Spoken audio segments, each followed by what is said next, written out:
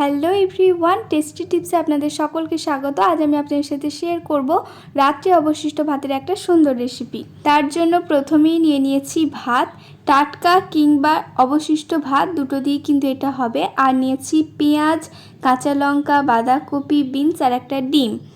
ডিমটা থেকে কুসুমটাকে আলাদা করে নিয়েছি, মানে হলুদ অংশটা, আর সাদা অংশটাও আলাদা করে ফেটিয়ে নিয়েছি।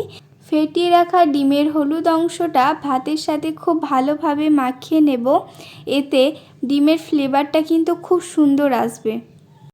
কড়াতে দিয়ে দিচ্ছি সরিষার তেল। আমি এখানে সরিষার তেল ব্যবহার করেছি, আপনারা ঘি বা সাদা তেল ব্যবহার করতে পারেন। তেলটা গরম হয়ে গেলে পেঁয়াজ, কাঁচা লঙ্কা দিয়ে একটু ফ্রাই করে নিয়ে দিয়ে দিচ্ছি বিনসগুলো একটু ফ্রাই করে নিয়ে দিচ্ছি বাঁধাকপি। সব সবজিগুলো একটু তেলে ভালোভাবে ফ্রাই করে নিচ্ছি। এখানে আপনারা আরও কিছু সবজি অ্যাড করতে পারেন, যেমন মটরশুঁটি, ফুলকপি, ক্যাপসিকাম এসব। সবজিটা একটু ভালোভাবে ফ্রাই হয়ে গেলে দিয়ে দিচ্ছি ডিমের কুসুম দিয়ে মাখিয়ে রাখা ভাতটা। সবজির সাথে ভাতটা ভালোভাবে মিক্স করে নিয়ে দিয়ে দিচ্ছি স্বাদ মতো লবণ। আর আমি এখানে একটু চিনি অ্যাড করেছি 2 চামচ পরিমাণ। আপনারা চাইলে নাও অ্যাড করতে পারেন, এটা এমনিই ভালো লাগে, কিন্তু চিনি দিলে আর একটু খেতে স্বাদ হয়, তাই চিনিটা দিলাম।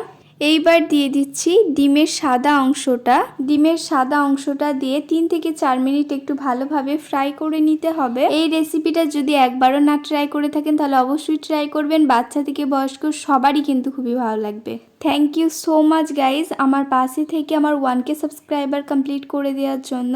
ভিডিওটি ভালো লাগলে লাইক, কমেন্ট, শেয়ার এবং সাবস্ক্রাইব করবেন, আর বেল আইকনটা প্রেস করতে ভুলবেন না।